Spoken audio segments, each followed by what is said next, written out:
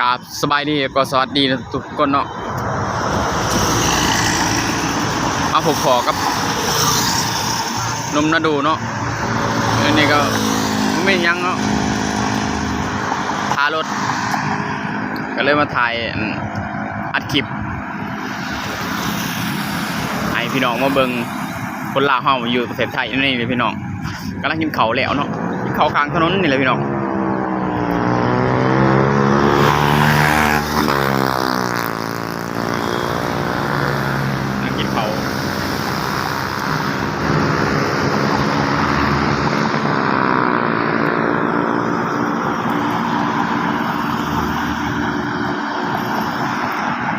กระชั้นแล้วหอนหางานแล้วบ่มีเวลาเฮ็ดยังพี่น้องเฮ็ดแต่งาน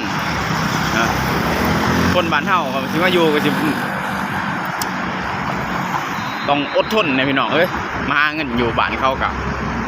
เพื่อสิได้เงินมาแต่ละบาทก็บ่ธรรมดาพี่น้องโอ้ยเมื่อยคือกับหนุ่มคือกันเนาะไม่เฮ็ดงานข่อยไม่เฮ็ดงานอยู่นี่ก็หลายผ่าหลายปีแล้วก็ยังบ่ทันมีเงินเงินเก็บดอกพี่น้องแต่ก็สู้ไปเพื่อชีวิตการเป็นอยู่ของคนเฮาเนาะภาพถนนบรรยากาศสวยตอนยามเช้าเนาะกินข้าวแล้วก็รอรถเนาะรถเขาจะมาหับไปหน้างานอยู่เรียบด่วนไปเลยพี่น้องการรถติดก็ประมาณชั่วโมงครึ่งการรถบ่ติดก็15 นาทีพี่น้องนี่แหละชีวิตการเป็นอยู่เนาะของคนลาวเฮาแต่ละคนก็สิบ่คือกันพี่น้องคนลาวมาเฮ็ดงานอยู่ประเทศไทยคือว่าโอ้หลายที่สุดเนาะ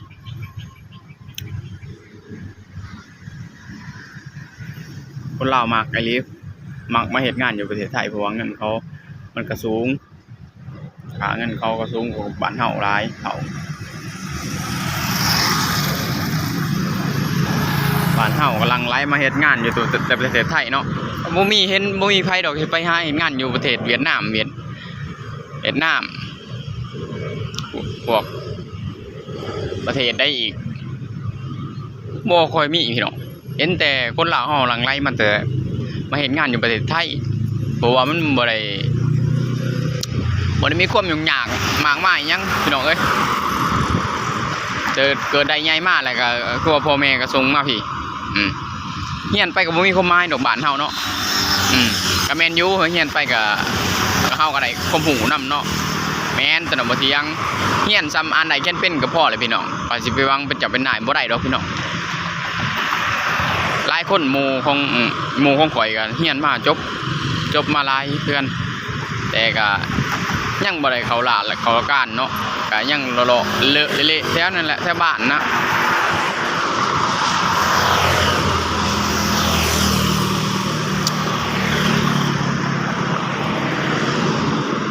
คอยบ่ได้บ่ได้เฮียนดอกพี่น้องก็เลยว่า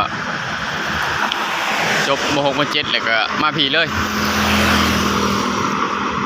เฮ็ดบัตรสปอร์ตแล้วก็มาแล่นบัตรแรงงานเขาเฮ็ดงาน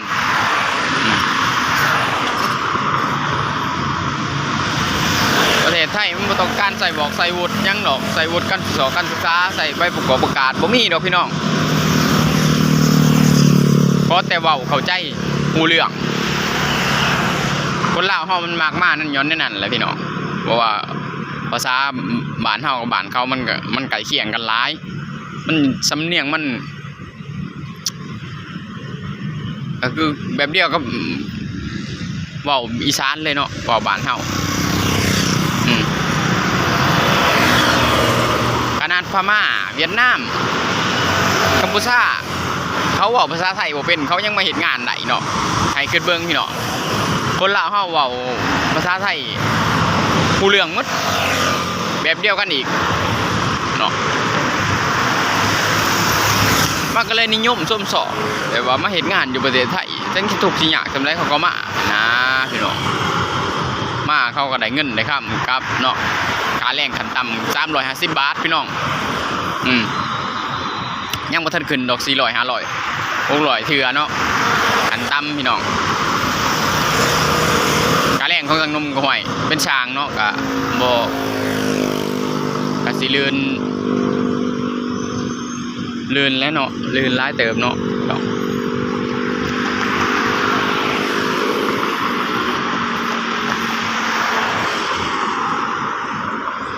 เป็นช้างเขาก็สิคิดให้จังหนึงอีกพี่น้องก็เป็นลูกมือหรือว่าเป็นกรรมกรธรรมดาเขาก็350พี่น้องประมาณซ้ำนั้นแหละ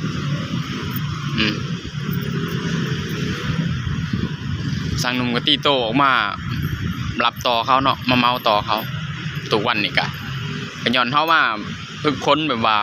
มาหลายผ่าหลายปีหลายแหละก็เฮาก็ฮู้แบบเฮาเฮ็ดกับสิ่งใดเฮาก็ต้องฮู้กับสิ่งนั้นเนาะพี่น้องนั่นแหละมาอัปเดตและชีวิตการเป็นอยู่แต่ละวันของตัวเองนี่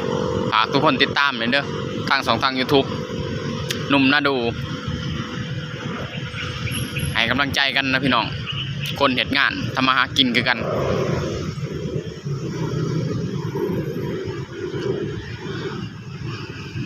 ขอจบคลิปเพียงเท่านี้เนาะพี่น้องเนาะ